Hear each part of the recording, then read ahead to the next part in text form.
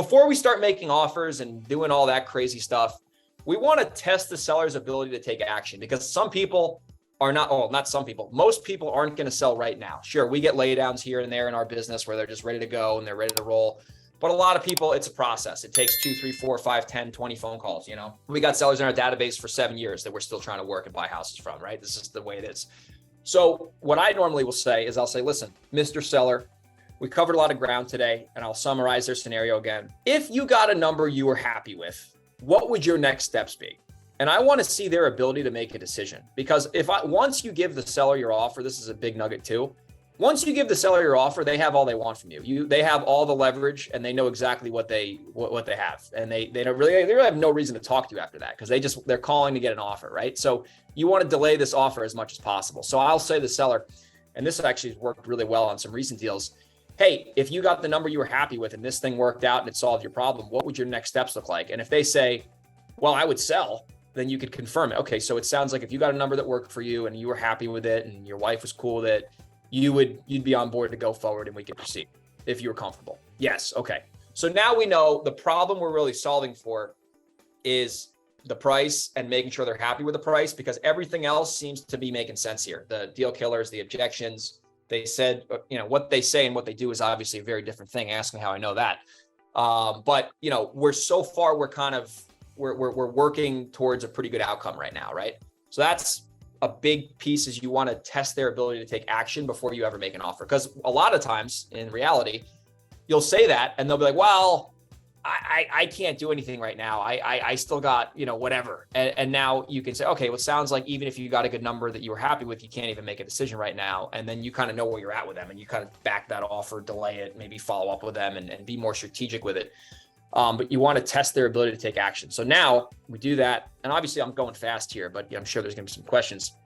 Then at that point, we start the negotiation. So summarize their pain points. Okay, so if I bought the house and you didn't have to clean it out and it was as is and we closed in 21 days and, cash deal, what would be the best number you could do if I did all those things for you? So before you ask for a price, don't just ever say like, hey, what do you want for the house? Like, you want to kind of pre-frame the benefits that you're going to bring them before you ask them for a price, because you want them to kind of be pre-anchored with the value you're going to bring. So hopefully they say a lower number than they're probably thinking. And this probably works like 50% of the time. So let's say in their head, they're thinking 300 and you like pre-frame, hey, if I bought it as is, you didn't have to deal with a squatter and yada, yada, yada, closed in 30 days. And it was the easiest transaction in your life.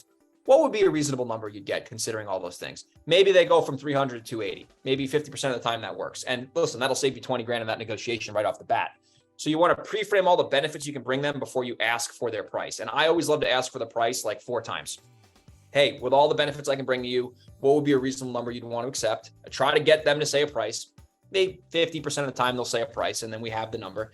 If they don't say a price, then what I'll do, I'll say, listen, what are some of the houses in the neighborhood going for? And I'll try to see, because a lot of these people have the price, they just don't want to tell you, right? Because they know. So then I'll try to get them to tell me what the neighbors' houses are going for. What are some, zip houses in the zip code going for? Okay, well, considering yours, would you want more or less than that? Now, they're kind of indirectly giving us the price. If they still don't give you a price at that point, then I'll say, all right, well, let me ask you this. What price would you not sell the house for? What would be a ridiculous number you would say absolutely no to? And I'm trying to once again, get them to give me a number. And that works pretty well, actually. If you don't get the number on the first 2 attempts, you say something like that. A lot of the times they'll laugh and be like, wow, yeah, if you offered me 300 for it or something, I would tell you you're ridiculous. So, well, sounds like you're not going to sell for 300, which is understandable. And at this point, you're obviously on Zillow or whatever, MLS, looking at the numbers, and you can kind of get a gauge on it. But anyway, so that's the third kind of attempt I'll use. And then the fourth thing I'll say, if they still, I'll say, hey, is there any way you can just give me a ballpark here? I want to try to make your life as easy as possible here. And, usually if you could give me the number, I could just go back and see if that works. Is that something you consider or probably not? And can you just give me a ballpark, somewhere in the ballpark? Doesn't have to be a definitive number, but just something in the ballpark. And if they're like, no to that, then I'll make them an offer and we'll kind of go from there. But I definitely don't let the first objection be a reason for you to just spout an offer out, because like I said, the offer is the leverage you have, and that's why they're on the phone with you. So that's kind of how the process works in terms of the negotiation. Once you get to the actual offer, right? Like you're making the offer or whatever, you're negotiating.